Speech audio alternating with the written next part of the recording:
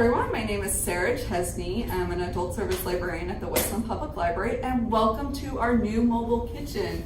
This is our inaugural cook, our inaugural film on our new kitchen, and we'll give you a detailed look around just to give you a sense of what this new kitchen will be like in the future when you come to see us either in person or out and about in the community. To give this a test run, we've already done some baking on the top, or cooking on the top, just to make sure that it works well, but we haven't been able to try the oven yet. So today I thought we would make a delicious brownie recipe from The Picnic, Recipes and Inspiration from Basket to Blanket by Marnie Hanel and a couple of other people. This recipe was chosen specifically because it does not have any picture associated with it. This is also the launch of one of our new programs. The title is yet to be determined, or that will be the title, we'll see. But in this program, we will be exploring recipes that don't have a picture. How can we determine what a good recipe is without a picture? Well, maybe this segment will be able to. Okay, to get started, we are going to prep our ingredients. I have mine laid out here below me. You will be able to find a list of the ingredients below, so feel free to reference those. But in this container, I have cocoa powder, unsweetened cocoa powder. This is what I like to use. It's Guitard, my apologies if I'm butchering that, but it's an excellent cooking as well as drinking cocoa powder. I love it in the winter. I do homemade cocoa all the time, and this is my go-to recipe, but Hershey's is just as good, or whatever cocoa powder you use at home. This is often referred to as Dutch. It's unsweetened, so try to go for those richer flavors because the chocolate will really be brought out in that. This also calls for espresso powder. If you can't find espresso powder at the store, you can always just buy instant coffee. One thing to consider is you could pulse it if you want to get it into a powder form, but this already comes pretty fine as well. We got all-purpose flour, and you will do as well as cayenne pepper. So I just realized that I forgot to name the actual brownie recipe, which is spicy salted olive oil brownies. So that's why that has cayenne pepper in it. It's really to give it a kick and an additional flavor. It's optional. There's plenty of olive oil brownies that you can find online. For instance, there's a very popular New York Times brownie, which is basically all chocolate, melted chocolate, powdered chocolate, olive oil, you name it. This asks you to also have sugar, olive oil, and the olive oil is a tasting olive oil or a light olive oil. So this is actually not difficult to find, but there's so many olive oils in the store that this was chosen specifically because I can see extra light tasting olive oil on the front. So if you find something that works better for you, you can drop a comment in the section below and let us know if there's a better olive oil out there for you. I have 2 eggs and egg whites. I would start by trying to separate the egg whites, so if you mess up, then you have an egg. If you have those egg yolks, you could save those over time, make a custard. I love doing a semi-Fredo, although that includes a lot more egg whites or egg yolks. And then my olive oil right here. So this actually, right now I have the oven preheating to 325. Roughly. Again, our oven is not very specific as you would do at home. So this may or may not be 325, we'll see. But it's been preheating now for quite a while. So I have an 8-inch pan lined with aluminum foil as well as oil. Brownies can be kind of sticky, that's why they're recommending it. But if you have a good nonstick at home that you feel confident will handle this, feel free to do it directly in the pan. You'll want to use a spatula and nothing sharp, or else you'll cut up your container. So to get started, what we're going to do is we're going to combine our dry ingredients, which we've already done. In another large bowl, we're going to combine our sugar, eggs, egg yolks, and then we're going to whisk these together. I have a nice little mini and I'm going to put that in right there, just so I don't contaminate the surface.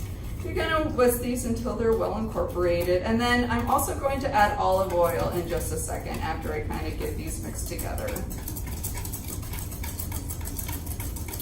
Oh, I forgot to mention I also added sea salt to this as well. That will be included in the list of ingredients down below, so you won't miss that later. Luckily, it's very hard to forget if you're going through all of your ingredients. Okay. And now, so we got it to a kind of smooth consistency, at least the sugar is incorporated with the eggs. And what we're going to do is slowly pour in the olive oil. And if you don't have a surface at home, or if you're whisking and it starts moving around, you can consider doing this in a towel, like if I had a large enough towel, I would wrap it around just to prevent it from moving. But this is working out pretty well, so I'm just gonna keep it here. And what tends to happen, and the reason why you're adding this slowly, is that the oil wants to separate from your mixture. That will be incorporated in due time, but you're not doing anything wrong if it's not incorporating right away. The purposes of this is to try to get it as incorporated as possible before adding your dry ingredients, so you don't get clumping or anything that would be off-putting while you're eating it later. This is a great arm workout. Just realized I'm like, this tiny whisk is a little different from the one I use at home, and the surface is a little bit taller than the one I use at home. Okay, so now what we're going to do is we're going to add our dry ingredients that we had separated earlier in small batches. Again, this is just to help with the incorporation.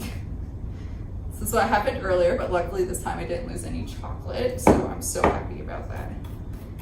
There's two things you're really going to want to save in this recipe in terms of getting the full amount is your cocoa powder and maybe espresso. The espresso really helps bring out the chocolate flavor if you're like me and you don't like coffee, which I know is blasphemous to a lot of people, but it's something I don't really like.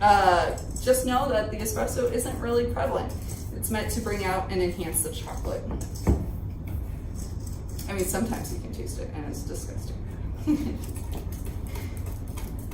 You're starting to see a rich, dark flavor, and I don't know, can you actually see that? Perfect.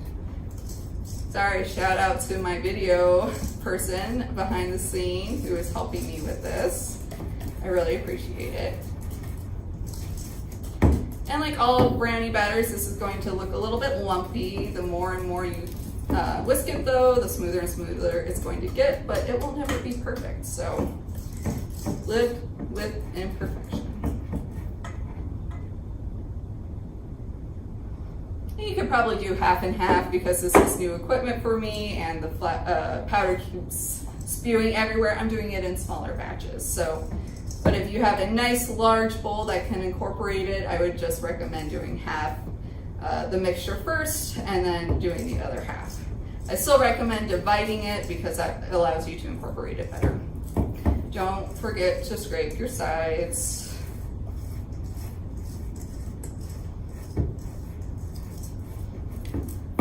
Could probably be done in a mixer at home as well. I always do this by hand and then I realize that it's so much easier to do it in a mixer. So, but since you're not fluffing it or doing anything, might as well keep everything as clean as possible. So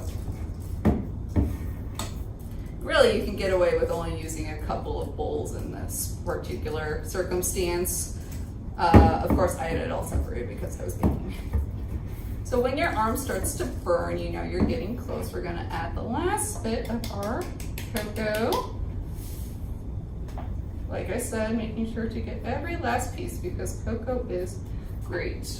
And like I said, some recipes call for melting chocolate and then cocoa powder. Again, that's just to bring out the cocoa texture. There's a lot of great olive oil brownie recipes online. I assumed that this was going to work because the cocoa powder to olive oil ratio looked great.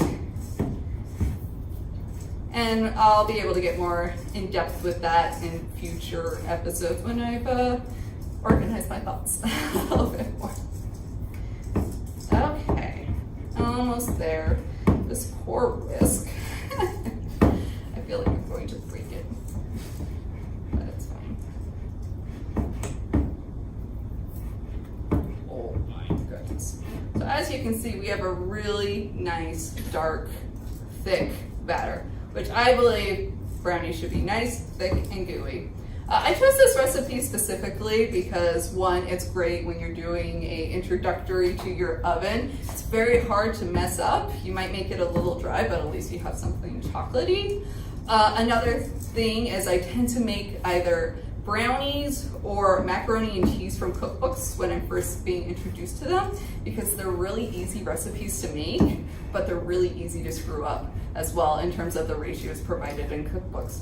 You might have your own recipe that is your go-to recipe in cookbooks. Feel free to drop that in the comment section. There we go, sorry. It required a lot more arm strength than I was getting ready for. Okay, as you can see, lovely. So what we're going to do is we are going to dump this nice, beautiful, actually, so we can get a nice, beautiful center stage brownie mixture.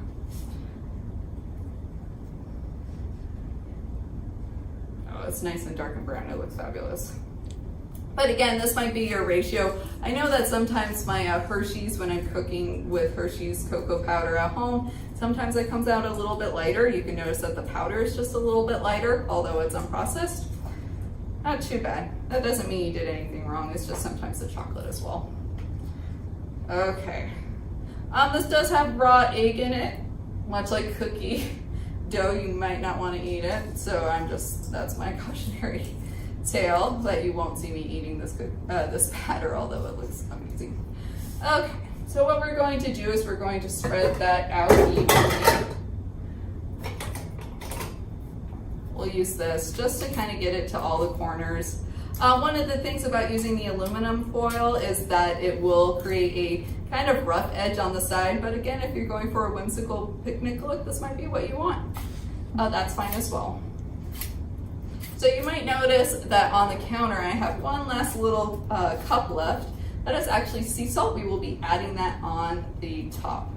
At this point you could do little swishes and everything. A little of that will be lost when it bakes, but if you get tall enough swoops, you might be able to see that in the post-bake.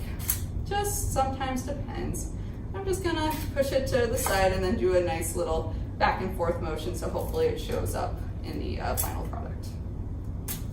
Okay. This is going into the oven now. As you can see, I'm beautifully decorated in chocolate, which is how everybody should be, but and then I will see you in 30 to 35 minutes. Now that depends on our oven, but in your oven it should take about that time. So see you then.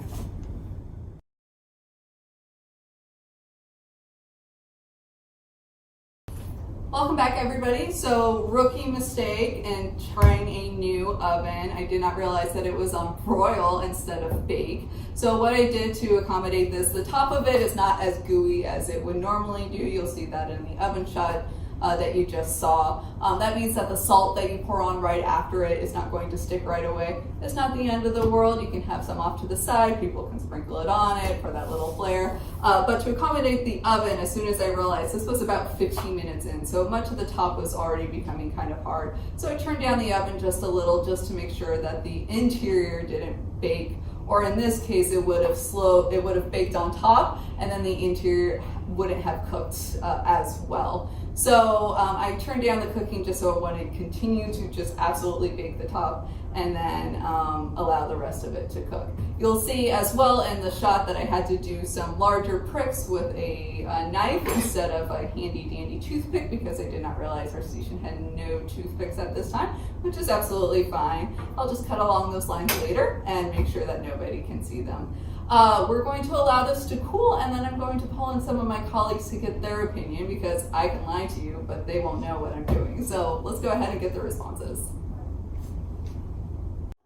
All right, I'm gonna try Sara's, and I already forgot the name of the recipe, but spicy salted olive oil brownies. Oh my gosh. Oh my gosh. They're so warm. And that salt is like perfect, it's a perfect touch. I'm looking for the spice. I'm waiting. I'm getting a lot of chocolate. It's really dark, it's really rich.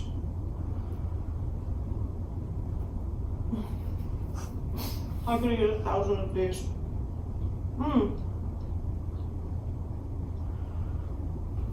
Oh my gosh. That's good. I'm still waiting for the spice to hit me on the back. It's like it's a hint of it. It's really, really subtle. It's not too much. It doesn't pack too much of a punch, but it's so chocolatey and so rich. It's delicious. You killed it. It's really good. I'm not good at this. Should I keep eating? No. I know. Spicy salted olive oil. Oh. Okay. It has cayenne. Okay. I just want a little one. And it has salt on top. Mm-hmm.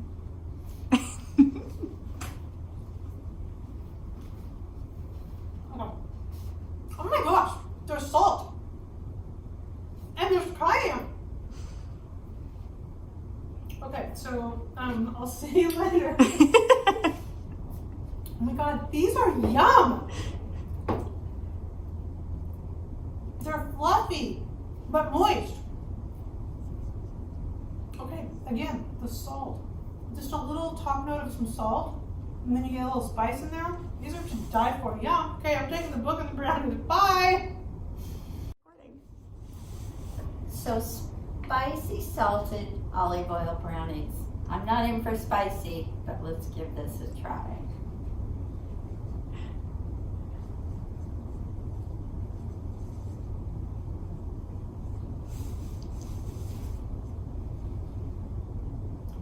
Okay, it's good. I'm fine with the spice, but it's a little salty. So this is not my favorite, but it's good. Thank you everybody for joining us for our inaugural kitchen test and baking test specifically. I look forward to seeing you one day in the library, but for now, we continue to reach out to you on Facebook, YouTube, Twitter, Instagram, and various other outlets like our city newsletter. For more information, feel free to join us on one of those platforms or come and say hi through our No Holds Pickup Monday through Saturday. My apologies. Monday through Saturday. I hope to see you all soon. Thank you.